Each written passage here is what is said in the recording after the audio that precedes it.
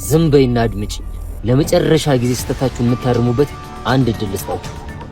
ምን አይነት እድል? ያዳን ያለበትን አጣርታችሁ ለኔ ያሳውቁ። ከዚህ ነገር እናንተን ነፃ ማውጣት የኔ ስራ ነው። ግን እኮ እኛ ምንም ግን የለውም። ይሄ የመጨረሻ እድላችሁ ነው። ምንም እንደማትሆኑ እኔ ቃሌን እሰጣችኋለሁ። አስቡበትና ደውሉልኝ። ምን እናርግ? እንጃ። አንቺ ምን ትያለሽ? እንዴት ልናምነው እንችላለን? ያዳን ከያዘ በኋላ እኛን እንደሚለቀን በምን እርግጠኛ እንሆናለን? እሱስ ናት ለቃሉ ማሽ ነው። ቃል ከገባ ከማድረግ ወደ ኋላ አይደል። እንደዛ ከሆነማ እኛ ምን አገባን? አሳልፈን እንስጠዋ። የኔም ሀሳብ እሱ ነው። ግን ምን ያዳ ድንገት ካመለጠና እኛ ልናስጠምደው እንደሆነ ካወቀ ጉዳችን ነው። እሱስ ልክ ነህ። እሺ ምን እናርግ ታዲያ? ያዳን ማስጠመድ አለብን። እኛ እንዳስጠምድ ነው ማወቅ የለበትም። እሺ ግን እንዴት? እሱን አላውቅም። እሱን ነው ማሰብ ያለብን። እንደምንም ከዚህ ነገር መውጣት አለብን። አው እና ከዚህ ነገር ከያዳ ይልቅ ናቲ ሊያወጣን ይችላል። ስለዚህ በዚህ ማለ በዛ ያዳን ማስጠመዳችን ግዴታ ነው ማለት ነው። ያለ ምርጫ እሱ ብቻ ነው። በቃ ውሳኔያችንን ለናቲ እናሳውቀው። እሺ ደውል። እሺ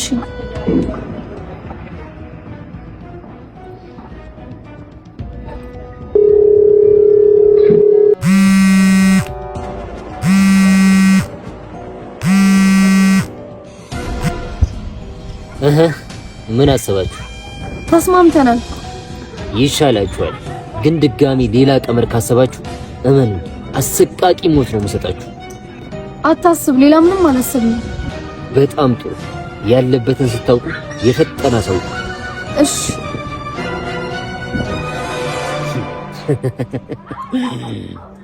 በአንድ ድንጋይ ሁለት ወፍ ማለት ይሄ ነው እንጂ። በጣም ይቅርታ ቆየሁባችሁ አይደል? አይ ችግር የለውም። በሰላም ነው ግን? አይ በሰላም ነው። ምን አዲስ ነገር አለ? እስካሁን እኛ ጋር ምንም የለም። አንተ ጋርስ? እኔ ጋር አዲስ ነገር አለ። ምንድነው እሱ ኢንስፔክተር? ሶስተኛው ሰው ያዳና አቢኒ ተፋጠጡ። አቢኒ እስከ ዛሬ ድረስ ያዳን ወንድሜ የጠፋ እያለ ሲፈልገው፣ ነገር ግን ያዳ ተደብቆ እንደነበረ አያውቅም ነበር። ኢንስፔክተር ቃላብ እስከ ዛሬ ሲሰራ የነበረውን በሙሉ እንግዲህ ያዳ እንደነበረ ደርሶበት አቢኒ በጣም የተጠራጠረው ስለነበረ ከዚህ በላይ መደበቅ ስለሌለበት ሶስተኛው ወገን አወኩት ብሎ ሲነግራቸው ዜማንና አቢኒ እነሱም ሰፍ ብለው ማን ነው ብለው ሲጠባበቁ፣ ነገር ግን ያዳ ነው ተብለው ሲነገሩ በጣም ነበር የደነገጡት። እነሱ ሲያስቡ የነበረው ናቲን ነበረ። ናቲ ግን እንደነሱ ተጠቂ ነበረ። ናቲ እንግዲህ እድልንና ኢዛናን ሶስተኛው ወገን አሳልፋችሁ ከሰጣችሁኝ እናንተን ምንም ነገር አላደርጋችሁም፣ ነገር ግን ሶስተኛው ወገን አሳልፋችሁ የማትሰጡኝ ከሆነ እመኚኝ ላደረግሽው ነገር ሁሉ ዋጋሽን እሰጥሻለሁ ብሎ ስላላት እንግዲህ ኢዛናም አብሮ አደጉ ስለሆነ ናቲ ለቃሉ ታማኝ ነው እና ለቃሉ ማች ስለሆነ እሱ ቃል ተገባ አያጥፍም፣ የግዴታ ያዳን አሳልፈን መስጠት አለብን በማለት ወስነው ነበረ ተነጋግረው።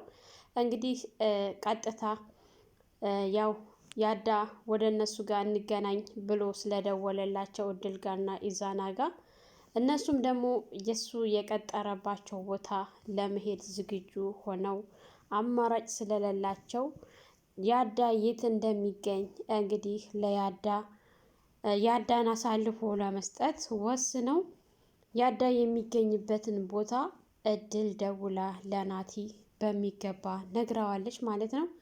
እንግዲህ እናቲም እስከ ዛሬው እንደለመድሽው የምትጫወችብኝ ከሆነ እመኝኝ ያሁኑ የመጨረሻ ነው ያበቃልሻል ብሎ ነበር ያላት።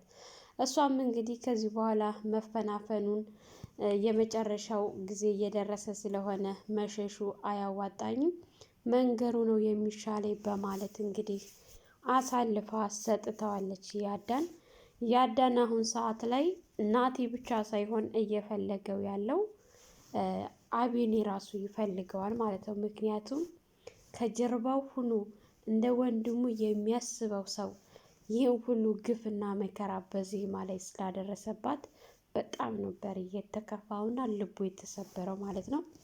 እንግዲህ ለዚህ ሁሉ ምስጋና የሚገባው ልዑል ነው። ምክንያቱም ልዑል ዜማን በጣም ሲከላከልላት ነበረ። ዜማ ምንም ነገር እንድትሆን አልፈለገም ነበር እስካሁን ድረስ ሲከላከልላት ከመጀመሪያ ጀምሮ እስካሁን ድረስ የነበረው እሱ ነበረ። እንግዲህ ናቲ እንኳን ራሱ እስካሁን ድረስ አቢኒንና ዜማን ለመጉዳት እያሰበ ነበረ። እሱ ግን ዜማን ለማትረፍ እወዳታለሁኝ አፈቅራታለሁ ብሎ ነበር ያለው።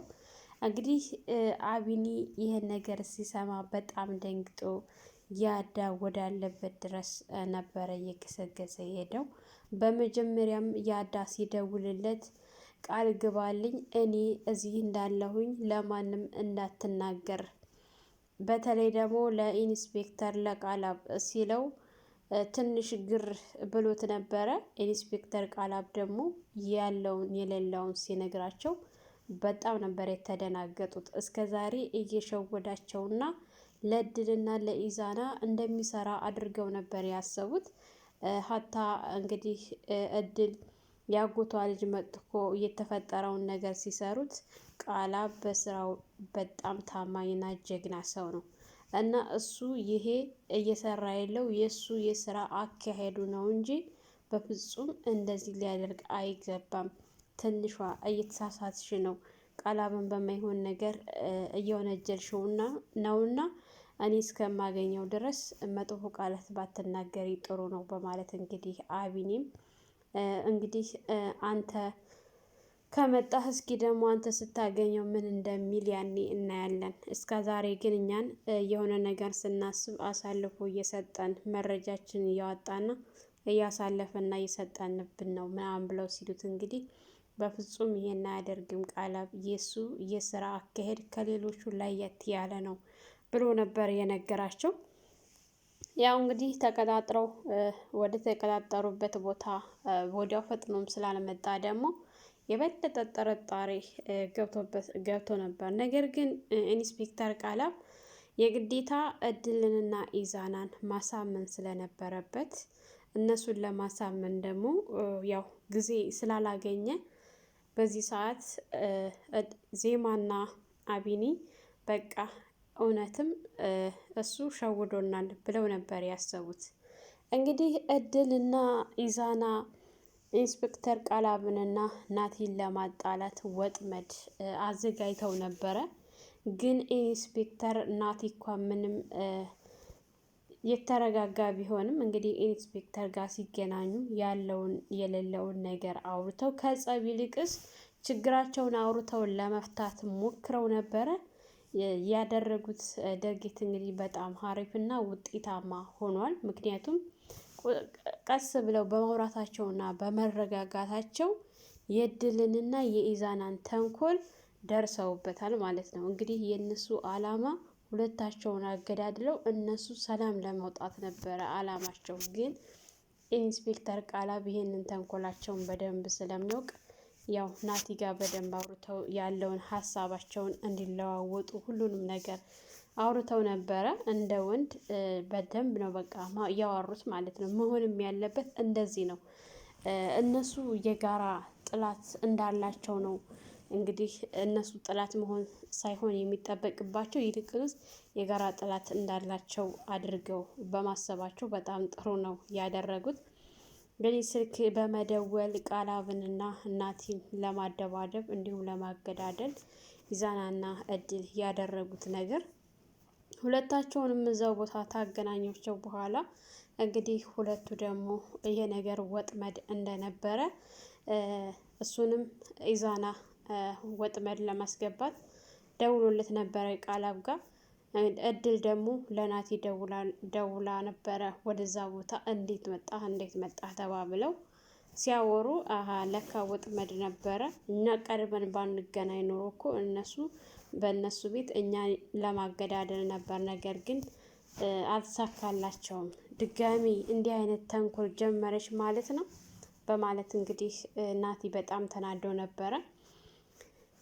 እንግዲህ አንተ ጋር ምን አዲስ አለ እያሉ እየተነጋገሩ ባሉበት ሰዓት ሶስተኛው ወገን ማን እንደሆነ ደርሼበታለሁ ብሎ ሲል ቃላብ እሱማ እኔም ማን እንደሆኑ ደርሼባችኋለሁኝ ብሎ ሲል ቃላብ ደርሼባችኋለሁ ነው ወይስ ደርሼበታለሁ ነው የምትለው ሲል አይ ደርሼበታለሁ ሳይሆን ደርሼባቸዋለሁ ነው። ምክንያቱም ሶስተኛ ወገን አቢኒና ዜማ ናቸው ብሎ ሲል እንግዲህ ቃላብ በመሳቅ ፈገግ በማለት ድጋሚ ሸውደውሃል አየህ ብለው ሶስተኛ ወገን ጠላቶች አቢኒና ዜማ ሳይሆኑ ያዳ ነው ብሎ ሲነግረው በጣም ነበረ የተገረመውና የተበሳጨው። ምክንያቱም እድል በደንብ አድርጎ ስለነበረ የገረፋት እውነታውን ታወጣለች ብሎ ነበር የጠበቀው። ግን እድል በፍጹም ያዳን አሳልፋ አልሰጠችውም። ዜማና አቢኒን ነበረ አሳልፋ የሰጠችው። ግን ቢሆንም ይሄ ነገር አልተሳካላትም። ያው ኢንስፔክተር ቃላብ ሁሉንም ነገር ደርሶበት ስለነበረ እውነታውን እንዲያውቅ አድርጎታል። ዜማዬንና ወንድሜን ምንም እንዲያደርጋቸው አልፈልግም። ይሄ አውሬ ቆይ አገኘዋለሁ፣ የእጁን እሰጠዋለሁ እያለ እንግዲህ ሀሳቦችን ሲያወጣ ሲያወርድ ቆይቶ እንግዲህ ኢንስፔክተር ቃላብ ደግሞ የኑሃን ወንድም ወደ አንተ የላኩት እኔ ነኝ እንዲሰልልህ አድርጌ ነው። ስለዚህ እሱን ምንም እንዳታደርገው ብሎ ሲል አውቃለሁ መጀመሪያም አንተ ልከው እንደነበረ፣ ስለዚህ እሱን ምንም አላደርገውም አታስብ ብሎ ሲል አንተ ደግሞ ነገሮችን ተረጋግተህ አድርግ፣ አትቸኩል፣ ህግ ይፈልግሃል ብሎ ሲል ኢንስፔክተር ቃላብ አታስብ፣ ነገሮችን ከጨረስኩ በኋላ እኔ ራሴው እጅ ሰጣለሁኝ ብሎት እንግዲህ እጠብቃለሁ በተስፋ ተባብለው ነበረ ተጨባብጠው የተለያዩት። ያው ኢንስፔክተር ቃላብ ቀጥ ብሎ ወደ ዜማና ወደ አቢኒ ጋር ነበረ በፍጥነት እየሄደ ያለው። ያዳ ከመጣ በኋላ ማንኛቸውንም አላገኛቸውም ነበረ እና ስልክም ቀይሮ ስለነበረ ምክንያቱም የነበረበት ጊዜ በጣም አስቸጋሪ ጊዜ ስለነበረ ያሳለፈው ታግቶ ስልክ ምናምን ቀይሮ እንደተነቃበት በደንብ ስላወቀ አሁን ሰዓት ላይ ልክ እንደ ሌባ እየተደበቀ ነው ያለው ማለት ነው። ያው የአቢኒን ስልክ ከስንት ፍለጋ በኋላ አግኝቶት ወደ አቢኒ ጋር ደውሎለት አዲስ አበባ እንደመጣ ነግሮት ነበረ። እንዲሁም ደግሞ አገኛችኋለሁኝ ብሎ ነበር ያሰበው። ያው እድልም እንግዲህ አዲስ አበባ ከመጣ በኋላ ብዙ ነገሮች እንደተፈጠረ ስትነግረው እውነት ነው ናቲ በህይወት አለ፣ ዜማ በህይወት አለ የሚለውን ነገር አጣርቶ ነበረ። እንግዲህ አቢኒም ሰርፕራይዝ ማደርገ ነገር አለ እሱ በአካል ሳገኘህ ብሎ ግን ደግሞ ዜማን እንዳገኛት አልናገረውም ነበር። እድል ጋር ሲደውል ነበር ይሄን ነገር የሰማው። ደግሞ ደስ የሚለው ነገር አቢኒና ዜማ እዛ እሱ አጠገብ ሳይሄዱ ኢንስፔክተር ቃላብ መጥቶ ሁሉንም ነገር በመናገሩ ሊያተርፋቸው ችሏል። ድጋሜ ዜማን ይጎዳት ነበረ። ያው አቢኒ በየዋህነትና ወንድሜ ብሎ የሚያስበው ሰው ስለነበረ ይዟት ቢሄድ እሷም ይህን ተንኮልና ሴራ ያዳ እንደሆነ በጭራሽ አልጠበቀችም ነበረ። ምክንያቱም ያዳን እና አቢኒ ምን ያክል እንደሚዋደዱ ስለምታስብ በጭራሽ እስካሁን ድረስ አልጠረጠረችውም ነበረ ማለት ነው። ይልቁንስ ልዑልን ትጠራጠረው ነበረ እንጂ ያዳን በፍጹም ጠብቀው አታውቅም። እንግዲህ ያልጠበቀችው ነገር ስትሰማ በጣም ነው የሚያስደነግጠው። ግን ደግሞ ያማለ ያዳ ከናቲ እጅ አይወጣም። ናቲ ብቻ በቂው ነው እሱን ልክ ለማስገባት ማለት ነው። እስከ ዛሬም ድረስ በጓደኛው በኢዛና ስለ አታሎት ነው እንጂ ነገሩን ጠበቅ አድርጎ ቢይዘው ኑሮ እዚህም ደረጃ ባልደረሰ ነበረ። በሚወደው በአብሮ አደግ ጓደኛ መከዳት በጣም ከባድ ነው። ምክንያቱም የሩቅ ጥላት ስንጠብቅ የቅርቡ የማንጠብቀው ይጎዳናል። ብዙ ጊዜ ይሄ ነገር ሰዎችን ሲጎዳ እናያለን። የሩቅ ሳይሆን የሚጎዳ ቅርባችን ያለ ሰው ነው። ምክንያቱም የእኛም ማንነትና ድክመታችንን በደንብ አድርጎ ስለሚያውቅ ያንን ድክመት ይጠቀሙበታል ማለት ነው። እንግዲህ ናቲ አምሯል። ማንኛቸውንም ታሁን በኋላ አይለቃቸውም። እንግዲህ እድልና ኢዛናም ወደ እስር ቤት የሚገቡበት ጊዜ ደርሷል። ምክንያቱም ከዚህ በኋላ አያስፈልጉም፣ ሶስተኛው ሰው ማን እንደሆነ ስለታወቀ እነሱ ወደ ማረፊያ ቤት መግባት አለባቸው ብሎ ወስኗል። ያው አሁን ላይ በጣም የሚያስደነግጥ ዜና ሰምተዋል። አቢኒና ዜማ በሰሙት ነገር በጣም ነበረ ግራ የተጋቡት። እድልና ኢዛና መጨረሻቸው እስር ቤት ነው ወይስ ደግሞ ያዳ ያመልጣል? ያዳ ካመለጠ አወዳደቃቸው በጣም የከፋ ነው የሚሆነው። ይህን ነገር ደግሞ በደንብ አስበውበታል። እሱ ከእስር ቤት ከወጣ እንደሚጎዳቸው ያውቃሉ። ታመለጠ ግን ይህንን ነገር ማድረግ የፈለጉት እነሱ እንደሌሉበት አድርገው ራሳቸውን ነፃ ለማውጣት ነው ያለበትን ቦታ ጠቅሞ። ከዚህ በኋላ ደግሞ ያዳ ማንንም ሰው ያምናል ብዬ እንዲህ በነፃነት የሚንቀሳቀስ አይመስለኝም እነሱ እንዳሰቡት። ምክንያቱም ከእነሱ በላይ ነው ያዳ አስተሳሰቡ ማለት ነው። የእሱን እጥፍ አያስቡም። ሰላም ሰላም፣ ውድና የተከበራችሁ የቻናላችን ቤተሰቦች እንኳን ሰላም መጣችሁ። ለሰያና ዩቱብ አዲስ የሆናችሁ ላይክ፣ ሸር፣ ሰብስክራይብ በማድረግ ቤተሰብ እንድትሆኑ እያልኩኝ ለዛሬ የነበረን ይህን ይመስል ነበረ። በሌላ ቪዲዮ ተመልሼ እስከመጣ መልካም ቆይታ ይሆንላችሁ።